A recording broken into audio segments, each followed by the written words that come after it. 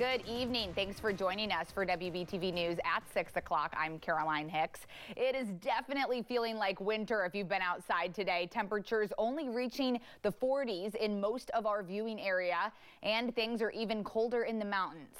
Meteorologist Jason Myers is tracking the snow and its impacts in the First Alert Weather Center. Jason. That's right, Caroline. A lot of folks heading up to the ski resorts to enjoy some of that fresh snow. If you are going to be traveling, though, use extra caution in the mountains.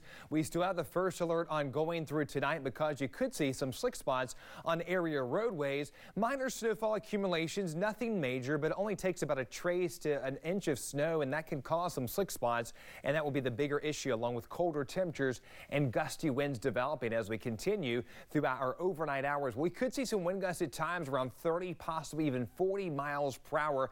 Again, overnight low temperatures expected to be in the 20s, so for all of us, it's going to be a frosty start to your Sunday morning, and then as we go throughout your Sunday, we do expect to see just some passing clouds, but again, the mountains still under this winter weather advisory here highlighted in purple. Nothing significant for the Piedmont, but for some folks, especially in the northern Piedmont, we've had a couple snow flurries developing at times. Again, no major accumulations expected for the Piedmont, but here for the mountains, we'll continue to see some snow flurries staying around as we go over the next hour to 2 hours. Some light snow here moving across parts of Watauga and Avery County. Bulk of the activity with snow should diminish as we continue overnight into early Sunday. We'll talk more about your Sunday and the rest of your holiday weekend forecast straight ahead. Caroline? Thanks, Jason. And you can track the weather anytime using the WBTV mobile weather app. It will notify you if there is a big change coming your way. A petition asking Charlotte-Mecklenburg schools to allow swim teams to continue with their scheduled meets is gaining traction. It has more than 2,000 signatures tonight. The school board voted on Thursday to pause athletic activities until February 15th.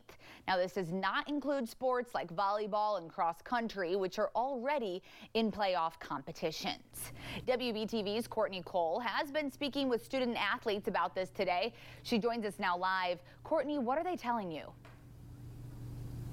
Caroline, today would have been the start of their conference, which is now canceled, and it was a day that many of them have been looking forward to for months, especially after the pandemic changed the way their season went last year, how it started this year, and even its untimely end for them, which is why they're demanding that they get the chance to finish what they started. Now, again, the board voted on Thursday to pause those winter sports until February 15th, prematurely ending the season for some winter sports like swimming. Now, the number of people who could compete had already been reduced with COVID restrictions, and for many of them, they say this would have been the highlight of their season. Myers Park senior Ham Williams-Tracy is signed to swim in college, but says for other athletes, this chance to go to the conference may be the last time they compete. He hopes the school board works to make sure other athletes have a fighting chance in the spring. You know, just because I lost mine doesn't mean I need to be resentful of other people and want them not to have the same opportunities. And I mean, I'm in a little bit of a position that's different from everyone else, maybe about this, just because I know that I've got 4 more years of swimming ahead of me, and it doesn't necessarily make losing my conference and my rest of my high school season any easier. But I just don't want those people who, you know, still have their senior seasons to play to lose out on their opportunity. Now, not only is the season over for these swimmers, this conference and other future competitions would have been the chance where they got to see those college scouts beat their past records and secure those scholarships for school in the fall. Now, coming up tonight at 11, we'll hear from one college-bound student about what this opportunity means for her and her future. In Charlotte, Courtney Cole, WBTV, on your side. Courtney, thank you. Now, this week, CMS did report 46 new positive COVID-19 cases for students, 98 new positive cases for staff. CMS reports 82 schools that have had at least one positive case within the past 14 days. CMS is also reporting 2 clusters. Previously, they had just 1. And the number of people in the hospital with serious cases of COVID-19 is slightly dipping today. Nearly 3,900 people are in the hospital with the virus across the state of North Carolina. That's about 20 fewer patients than yesterday. And in the last 24 hours, nearly 8,000 North Carolinians tested positive for COVID-19. That is down from nearly 9,000 new cases reported yesterday. Nearly 12% of tests are coming back positive in the state.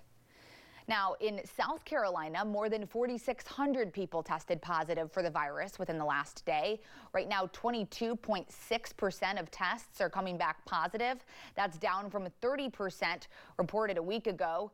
Next week in South Carolina, hospitals will be getting significantly fewer COVID vaccines than they requested. The State Hospital Association says the number of first dose vaccines would be about a quarter of what hospitals requested. Now, of course, this comes after hospitals requested more than what they were usually getting due to the surge in appointment requests after those 70 and older were allowed to start receiving the vaccine. They say they need more vaccine from the federal government in order to get the job done. And if you live in Avery County and you're 65 or older, you will be able to get a COVID vaccine starting Wednesday. The vaccine clinic will be at the Agriculture Extension Center on Vale Road in Newland. It runs from Wednesday through Friday. You do not need an appointment, and they want to make sure that you're wearing clothes that can give them easy access to your upper arm. Now, to read more about the change in vaccination plans that was announced earlier this week, be sure to go to WBTV.com/vaccine. We've posted a step-by-step breakdown of the vaccination plan there. Now at 6, extraordinary security measures are being taken in Washington, D.C. and across the nation ahead of the inauguration of President-elect Joe Biden on Wednesday. Biden is moving forward with his transition, introducing key members of his science team. CBS News correspondent Michael George reports from New York. As a precaution, all U.S. federal prisons are under lockdown ahead of President-elect Joe Biden's inauguration on Wednesday. No specific threat information led to the move. But with the nationwide threat level so high after the deadly riot at the U.S. Capitol, authorities aren't taking chances.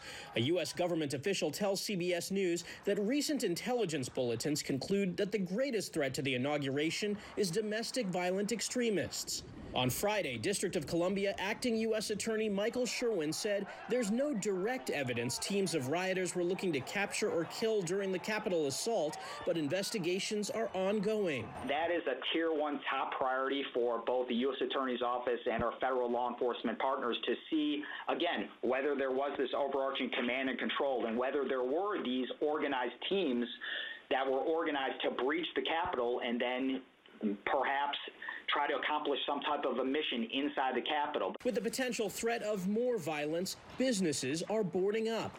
The National Mall is shut down, and the Pentagon has called up some 25,000 troops. It's sad that this is how the inauguration is going to be for us. On Saturday, President-elect Biden continued to build his administration, introducing more key members of his science team. We know the science is discovery. It's not fiction. It's also about hope. And that's America. It's in the DNA of this country, hope. Biden elevated the director of the Office of Science and Technology Policy to a cabinet-level position, nominating biologist Eric Lander of MIT and Harvard. Michael George, CBS News.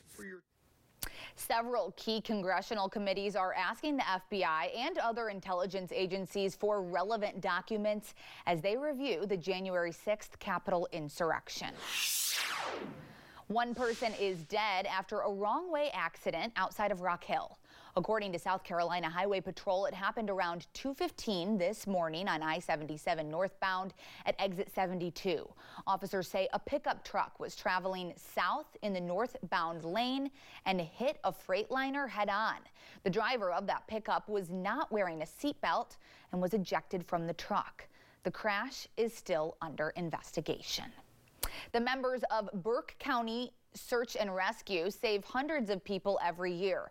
Now they're asking for the community's help after thieves broke into equipment trailers and stole their equipment. A post on the squad's Facebook page said members discovered the theft this morning. All of the items stolen are essential to our emergency response in the community and across the state.